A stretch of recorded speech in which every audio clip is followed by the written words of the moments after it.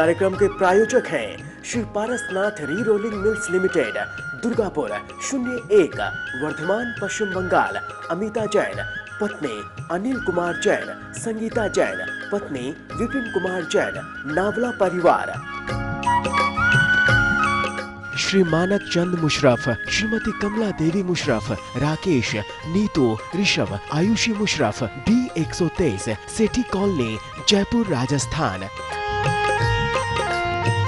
Doctor Saroj Jain, Subhash Chand Jain, Renu Jain, Anjali Jain, आरती, आदित्य, आरव, सानवी, कुवम Jain, 302, sector 13, Sonipat, Haryana.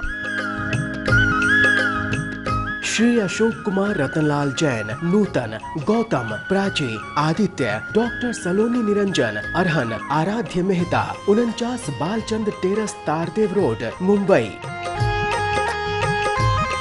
Ratanlal, Kamal Kumar, Shanti Devi Patni, Imphal. Jain परिवार, शक्तिनगर, नई दिल्ली।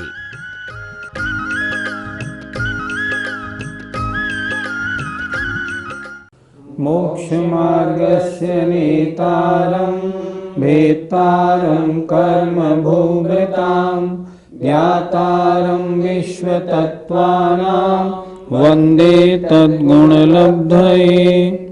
पंच परमेष्ठी भगवान की जय। संत शिरोमणि आचार्य विद्यासागर जी महाराज की जय। पिछले एपिसोड में हमने अणुव्रतों के अतिचारों पर चर्चा की थी। आज अब गुणव्रतों के अतिचार प्रारंभ होते हैं। देखें सूत्र नंबर 30, अध्याय 7।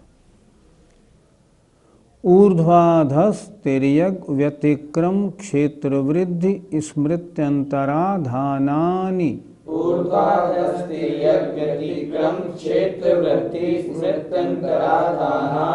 दोबारा बोले।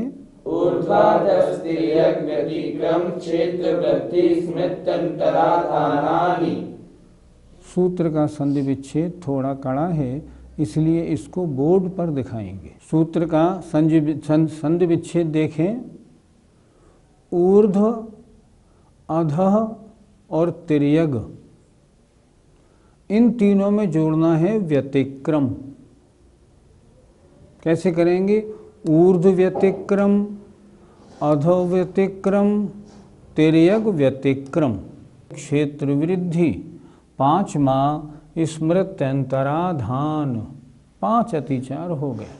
दिग्व्रत में क्या किया था?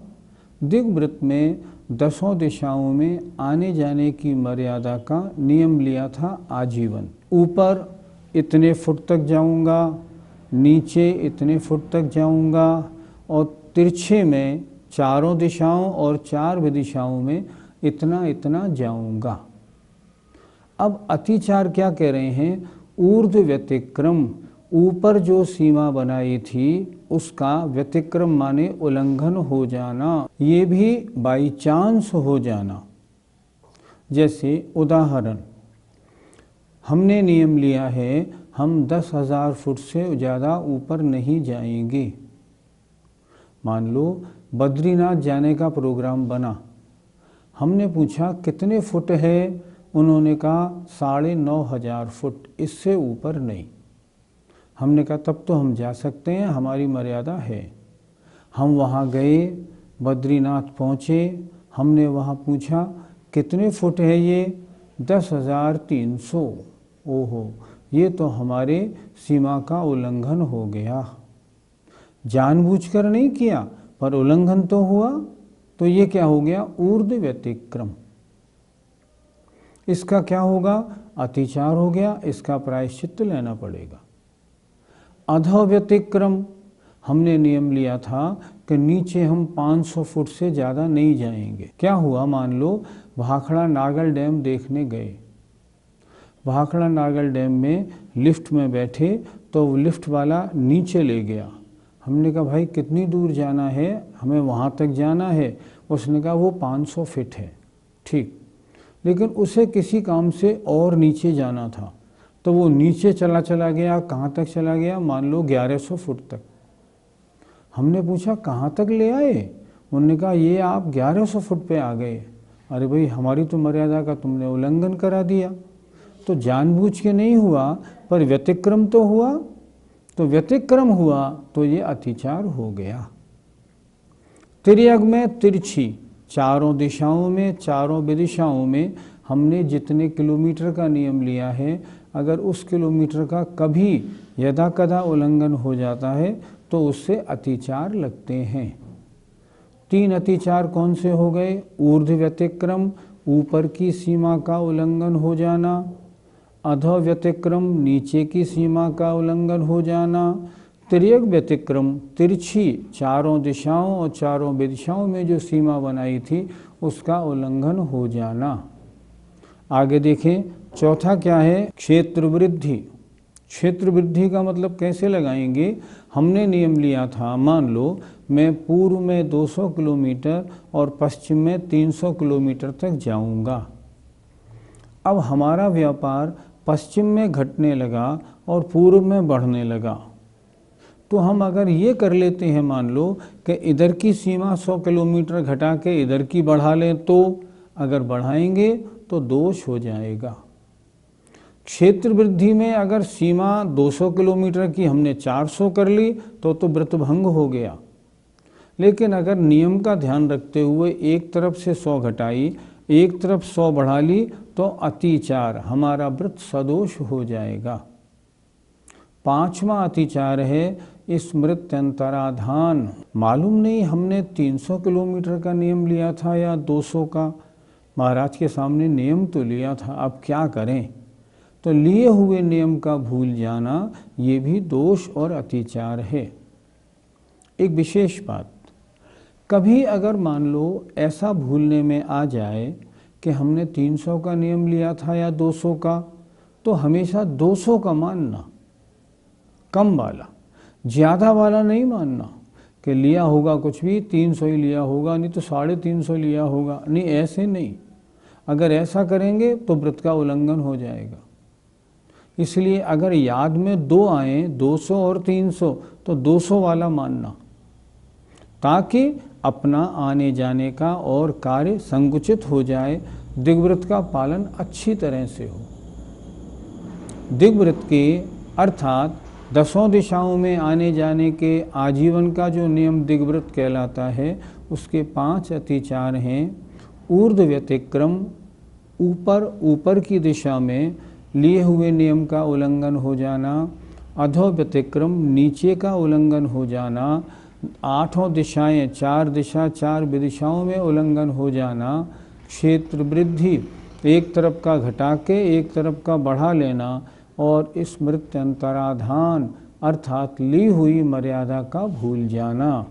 इस तरह दिग्व्रत के 5 अतिचार आचार्य ने कहे हैं। जैसे आपने अभी बद्रीनाथ जी का उदाहरण दिया, तो यदि ऐसे ही किसी धार्मिक यात्रा या तीर्थ स्थल पर हम यात्रा करें तो क्या वहाँ पर भी यहाँ अतिचार माना जाएगा? ये हमने जो दिग्व्रत लिया था, ये अपने पाप को कम करने के लिए लिया था। इसलिए जहाँ पाप के कम करने की बात है ना, अगर धार्मिक कार्य के लिए वहाँ जाना होता है तो मर्यादा का उल्लंघन नहीं माना जाएगा।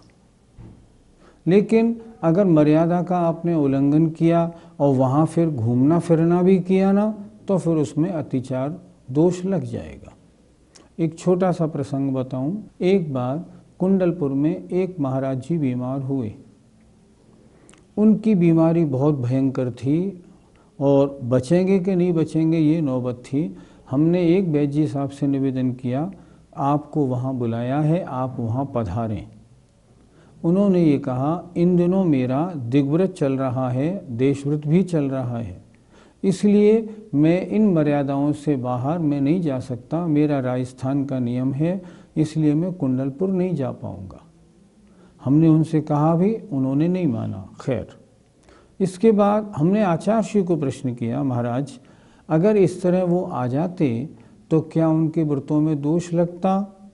उन्होंने कहा नहीं, धार्मिक कार्यों के लिए अगर कभी सीमा के बाहर भी जाया जाए तो दोष नहीं लगता है।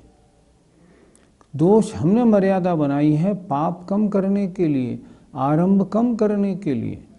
इसलिए धार्मिक कार्यों के लिए मर्यादाओं में अगर आगे पीछे भी जाना पड़े तो आपत्ति नहीं। किन्हीं महाराज ने श्रावक अवस्था में दिग्व्रत के नियम ले रखे थे और जब वह महाराज बन गए तो क्या उनके जो दिग्व्रत के नियम हैं क्या वो मुनिराज अवस्था में चलेंगे या नहीं? उन्होंने जो दिग्व्रत के नियम लिए थे वो किस लिए लिए थे? पाप आरंभ कम करने के लिए श्रावक अवस्था में। अब मुनि अवस्था में पाप और आरंभ शून्य हो गए, इसलिए अब वे दिग्व्रत की मर्यादाएं यहाँ उपयोगी नहीं हैं। अब तो मुनि महाराज हैं, चाहे कहीं भी जाएं, ना हिंसा का काम ना आरंभ का काम, कोई काम ही नहीं। इसलिए वो मर्यादाएं श्रावक अवस्था की हैं, मुनि अवस्था में नहीं होती। दिग्व्रत के बाद अब जो देशव्रत हैं उनके अतिचार देखते हैं। आनयन प्रेष्य प्रयोग शब्द रूपानुपात पुद्गल क्षेपाः। आनयन प्रेष्य प्रयोग शब्द रूपानुपात पुद्गल क्षेपाः। बोलिए। आनयन प्रेष्य प्रयोग शब्द रूपानुपात पुद्गल क्षेपाः। इसमें 5 अतिचार देखते हैं। आनयन, दूसरा प्रेष्य प्रयोग, तीसरा शब्दानुपात, चौथा रूपानुपात। ये अनुपात दोनों में लगेगा, शब्दानुपात और रूपानुपात। और 5वां अतिचार है पुद्गल क्षेपाः। जरा परिभाषा देख लें। जो दिग्व्रत में बड़ी मर्यादा ली जाती हैं आजीवन, उसके अंदर छोटी मर्यादा कुछ दिन, कुछ हफ्ता, कुछ घंटे के लिए ले लेना, इसका नाम देशव्रत है। अब देशव्रत की मर्यादा में अतिचार कैसे लगते हैं? पहला दिया है आनयन। आनयन माने मंगाना, अर्थात मर्यादा के बाहर से कोई वस्तु कोई आ रहा हो तो उससे मंगा लेना। उन्होंने कहा वहाँ से आज वो सज्जन आ रहे हैं, उनसे ये चीज़ मंगा लें, इसमें दोष हो जाएगा। क्यों? सीमा के बाहर की बात क्यों, वहाँ से क्यों मंगाया? दूसरा प्रेष्य प्रयोग, किसी को सीमा के बाहर भेजकर कुछ मंगाना। आनयन में कोई आ रहा हो तो उससे मंगा लेना, प्रेष्य प्रयोग में किसी को सीमा के बाहर भेज के कुछ मंगाना। नियम लिया है कि मैं 6 घंटे तक मंदिर जी से बाहर नहीं जाऊंगा, मेरा घर सामने है और मैं सुबह चश्मा भूल आया। मैंने किसी को कहा जरा जाना वहाँ से चश्मा लेके आना। अगर मैंने किसी को सीमा के बाहर भेजा है तो दोष लगेगा। शब्दानुपात, सीमा के बाहर आवाज़ देके, या आजकल तो मोबाइल का ज़माना है, मोबाइल के द्वारा अपनी सीमा के बाहर से कुछ अपना काम किसी तरह का कराना, निर्देश वगैरह देना, शब्दानुपात। आजकल बड़ी भारी समस्या है। जिन लोगों के दिग्व्रत देशव्रत की मर्यादा है, इस मोबाइल ने उस सबको ध्वस्त करके पटक दिया। मोबाइल छूटता नहीं, आदत ऐसी पड़ गई है। और देशव्रत की मर्यादा बनाएं कैसे? आचार्य तो बहुत स्पष्ट कहते हैं प्रतिमाधारियों को अपने पास मोबाइल रखना ही नहीं चाहिए। मालूम नहीं कब कौन कब कहाँ से किसका फ़ोन आ जाए, कोई ठिकाना ही नहीं। अमेरिका वाला कर रहे हैं, इंग्लैंड से आ रहा है, कुछ बात नहीं, आपके परिचित कहाँ है मालूम नहीं पड़ता। ये शब्दानुपात नाम का अतिचार आजकल खूब लग रहा है। देशव्रत ले लिया, मैं 10 दिन तक 10 लक्षणी में अपने शहर से बाहर नहीं जाऊंगा, लेकिन फ़ोन से तो बातचीत हो रही है ना, आप निर्देश तो दे रहे हैं ना, तो शब्दानुपात हुआ या नहीं हुआ? हुआ। ये आजकल बहुत हो रहा है। शब्दानुपात, शब्द अपनी सीमा के बाहर शब्दों को भेजकर कोई निर्देश, कोई कार्य कराना। रूपानुपात, अपनी शक्ल दिखाकर, अपना रूप दिखाकर, चेहरा दिखाकर कोई निर्देश देना। मंदिर से बाहर नहीं जाना था 4 घंटे, अब कुछ कहना है तो छत के ऊपर पहुंच गए, बॉर्डर पर खड़े हो गए ताकि कोई देख ले और आ जाए और पूछे क्या बात है, क्यों यहाँ खड़े हैं आप। रूपानुपात पुद्गलक्षेपाः, कुछ काम कराना है और कोई आ नहीं रहा है तो क्या करें, एक पुद्गल डेला उठाया पत्थर का और फेंक के इशारा कर दिया आ जाओ, उसे बुलाया और अपना निर्देश दे दिया। पुद्गलक्षेपाः। सही बात क्या है, देशवृत्त की मर्यादा के बाहर बिल्कुल मन वचन काय से त्याग है, कुछ नहीं करना। अगर ये हम इस तरह का कोई कार्य करते हैं तो हमारा देशवृत्त में अतिचार लगता है, दोष लगता है। इसलिए ये सूत्र लिखा, एक बार फिर देख लें।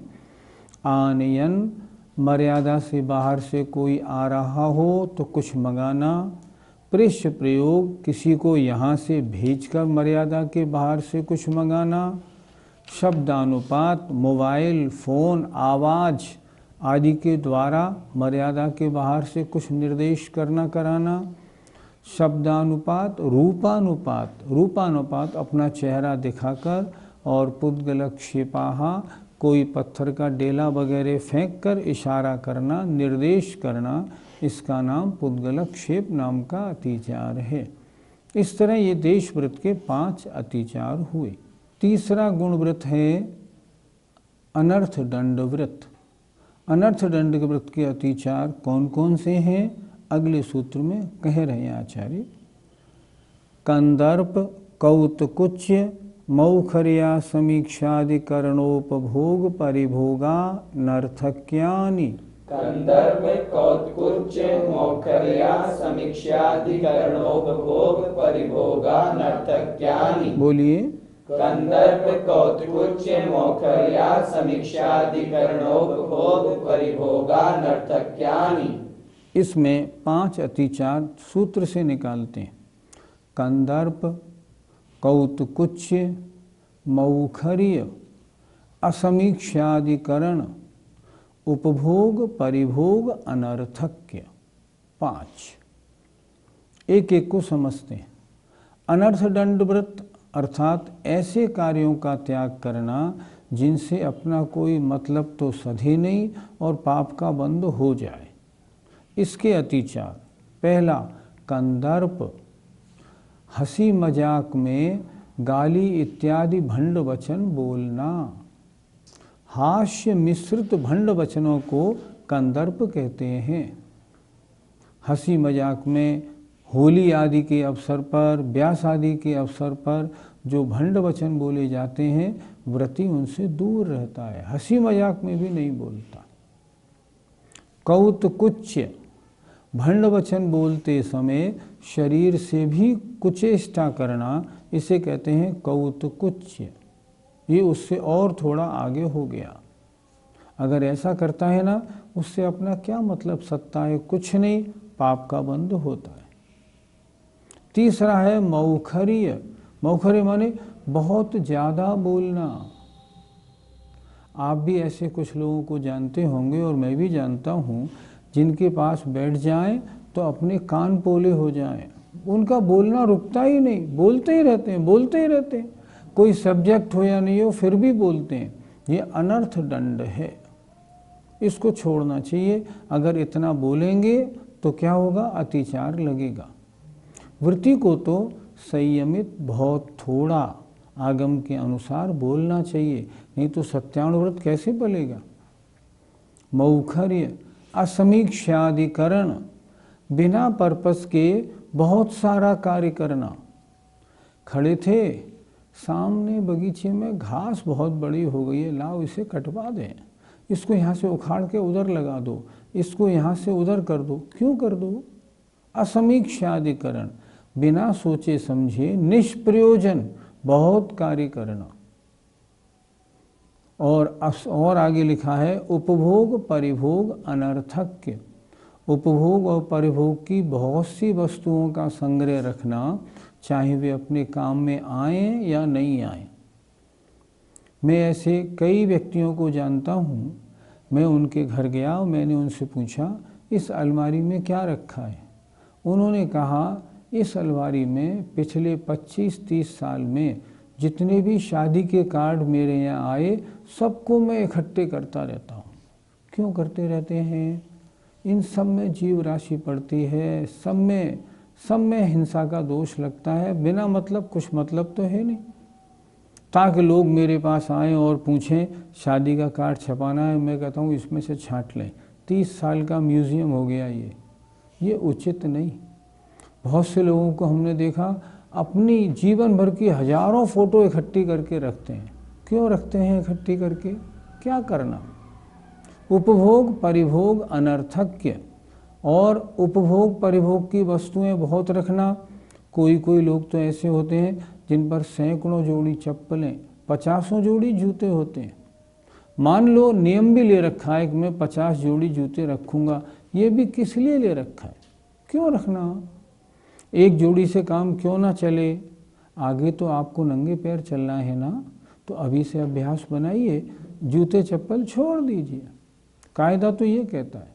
तो उपभोग और परिभोग की वस्तुओं का व्यर्थ संग्रह करना, ये अनर्थ दंडवृत्त के अतिचार हैं। अगर इनको करेंगे ना तो बिना मतलब के हिंसा लगेगी, आपके व्रत में दोष लगेगा। यदि कोई व्यक्ति खड़े होकर फल इत्यादि तोड़े, जैसे किसी व्यक्ति को खड़े होकर कच्चे अमरूद तोड़ने इत्यादि में बहुत मजा आता है, तो उसको कौन सा दोष लगेगा?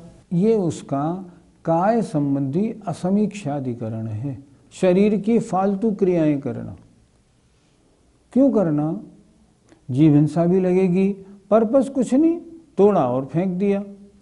काय संबंधी असमीक्षाधिकरण कहा जाएगा। 3 गुणव्रतों के अतिचार, उनकी चर्चाएं हुई। अब शिक्षाव्रत में पहला शिक्षाव्रत है सामायिक शिक्षाव्रत, उसके अतिचारों का सूत्र पढ़ते हैं। योग दुष्प्रणिधानानादर स्मृत्यनुपस्थानानि, योग दुष्प्रणिधानानादर स्मृत्यनुपस्थानानि। बोलिए, योग दुष्प्रणिधानानादर स्मृत्यनुपस्थानानि। इसमें पहले 5 अतिचार निकालते हैं। योग दुष्प्रणिधान, इसमें 3 हो गए। योग माने मन वचन काय, मन का दुष्प्रणिधान, वचन का दुष्प्रणिधान और काय का दुष्प्रणिधान, 3 हो गए। अनादर और स्मृत्यनुपस्थान, 5 अतिचार हो गए। सामायिक शिक्षाव्रत के ये 5 अतिचार हैं। सबसे पहला मन दुष्प्रणिधान, मन का दुष्प्रणिधान माने दुष्प्रवृत्ति, मन का गलत उपयोग। बैठे तो हैं सामायिक में और सोच रहे हैं अपने मुकदमे की, सोच रहे हैं अपने परिवार की, सोच रहे हैं ब्याह शादी की, दुकान की। ऐसे परिणाम जहाँ आ रहे हैं, ऊपर तो सामायिक हो रही है लेकिन अंदर मन का दुरुपयोग हो रहा है। ये सामायिक में दोष है, अतिचार है। वचन दुष्प्रणिधान, सामायिक कर रहे हैं, सामायिक करते करते भूल गए, कुछ का कुछ बोल गए, बोल तो रहे हैं अर्थ नहीं आता। सामायिक करते करते अगर मान लो किसी का मोबाइल बज रहा है तो कह दिया, अरे जरा मोबाइल तो देख लो, देखना बाहर कौन घंटी बजा रहा है इतनी देर से, भाई इतना कह दिया, फिर सामायिक में लग गए। ये वचन का दुष्प्रणिधान है, दुष्प्रवृत्ति है, नहीं होनी चाहिए। काय की दुष्प्रवृत्ति, एक आसन से बैठ के सामायिक करनी थी, बार बार आसन को बदलना, कभी किसी को काय शरीर से इशारा कर देना, ये काय की दुष्प्रवृत्ति है। सामायिक में ये नहीं होनी चाहिए। चौथा अनादर, सामायिक में कम से कम 2 घड़ी 48 मिनट तो बहुत होते हैं, मन नहीं लगता। सामायिक प्रतिमा अगर हो गई है मान लो, तब तो इसमें 3 टाइम करना पड़ेगा। 3 टाइम तो बहुत होता है। उसके प्रति कार्य करें पर आदर पूर्वक न करें। आदर कब माना जाएगा? जब सामायिक अगर 2 घड़ी करनी है तो 3 घड़ी करें तो माना जाएगा हाँ आदर है। अनादर कब? अनादर जब बेगार टाल दें। चलो कोई बात नहीं, तुम ये करते रहो, मैं करता हूँ। हमने बहुतों को देखा जहाँ सब चर्चा होती रहती है उसके बीच में वो बैठे रहते हैं और अपनी सामायिक करते रहते हैं। ये अनादर, ये दुरुपयोग, ऐसे थोड़ी होता है। सामायिक कहाँ करनी चाहिए? एकांत स्थान में। सामायिक महान पुण्याश्रव के कारण है। सामायिक एकांत स्थान में होती है, सामायिक करनी है। यहाँ से उठिए, मंदिर में एकांत स्थान में जाइए, जगह का चुनाव करिए, फिर सामायिक करिए। जय जिनेन्द्र। इस कार्यक्रम के प्रायोजक हैं Shri Parasnath re rolling mills limited, Durgapur 01, Vardhaman, Paschim Bengal. Amita Jain, पत्नी अनिल कुमार जैन, संगीता जैन, पत्नी विपिन कुमार जैन, नावला परिवार। श्री मानक चंद मुशरफ, श्रीमती कमला देवी मुशरफ, राकेश, नीतू, ऋषभ, आयुषी मुशरफ, B123, सेठी कॉलोनी, जयपुर, राजस्थान। डॉक्टर सरोज जैन, सुभाष चंद जैन, रेणु जैन, अंजलि जैन, आरती, आदित्य, आरव, सानवी, कुवम जैन, 302, सेक्टर 13, सोनीपत, हरियाणा। श्री अशोक कुमार रतनलाल जैन, नूतन, गौतम, प्राची, आदित्य, डॉक्टर सलोनी निरंजन, अरहन, आराध्य मेहता, 49 बालचंद टेरस, तारदेव रोड, मुंबई। रतनलाल, कमल कुमार, शांति देवी पाटनी, इम्फाल। जैन परिवार, शक्तिनगर, नई दिल्ली।